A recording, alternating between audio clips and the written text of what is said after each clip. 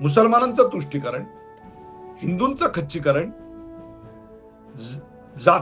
हिंदूंच्या जातींचं विभागीकरण, गुन्हेगारांचं उदात्तीकरण आणि देशाचं बर्बादीकरण आणि त्यातून साधलेलं परिवाराचं श्रीमंतीकरण, अशी सगळी मांडणी होती.